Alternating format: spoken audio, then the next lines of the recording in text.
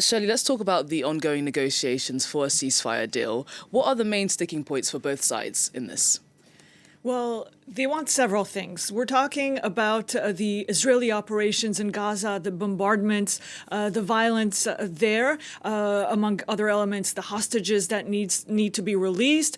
There's also the rocket fire that is still sometimes ongoing towards Israel. There's also aid that needs to come into the Gaza Strip, and Palestinian prisoners who the Palestinians want to see released. So all of these elements are in this, but there are various gaps on them. For example, the Israeli troops on the ground. Israel is considering suspension, a halt in the operations in the Gaza Strip, but not a retreat, not a full withdrawal, which is exactly what Hamas wants. So that's a major sticking point. Israel still says today, all of its ministers saying, we will bring down Hamas. That is one of our goals, and we're not going to stop here. Even for a deal. That's what we're hearing today from Israeli ministers. The hostages, how many would be released? We're talking about Hamas saying 20, 40, we don't know. There are 133 hostages, many alive, others dead. The hostages' families, they want them all to come back now. So there's also a major gap there. Are the two elements related? For example, a longer halt, a longer suspension of fire, even a ceasefire will lead to more hostages being released. It's not very clear. All of that is currently being discussed, or various positions. In any case, there's a feeling that, this is needs to be imminent because, of course, there's this operation Israel is preparing in Rafah, where so many Palestinian civilians have found refuge.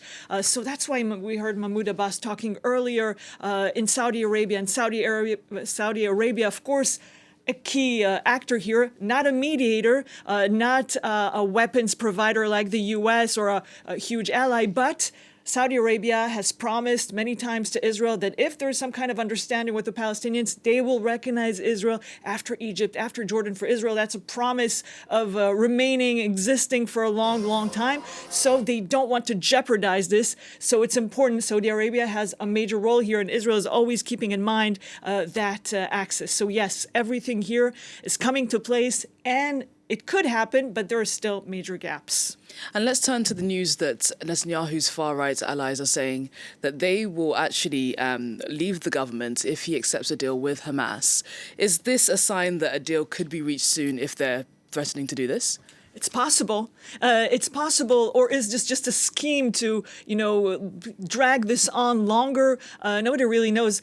Maybe Israel wants, the more time before its operation in Rafah. Maybe wants more Palestinian civilians to leave the area so it can lead its operations. We can't really know. The Israeli press today says, some of it at least, that Benjamin Netanyahu was trapped because on one side, Bezalel Smotrich released this video saying, Netanyahu, if you accept any kind of deal, this will be a humiliation and there will be no more government. He's an ally of Netanyahu, as is Itamar Ben-Gvir, who is the other far-right ally of Benjamin Netanyahu. They're both opposed to a deal for the release of the hostages now because they want a ground offensive in Rafah. They even want Israel to keep the military in Rafah after the war. So they have this position.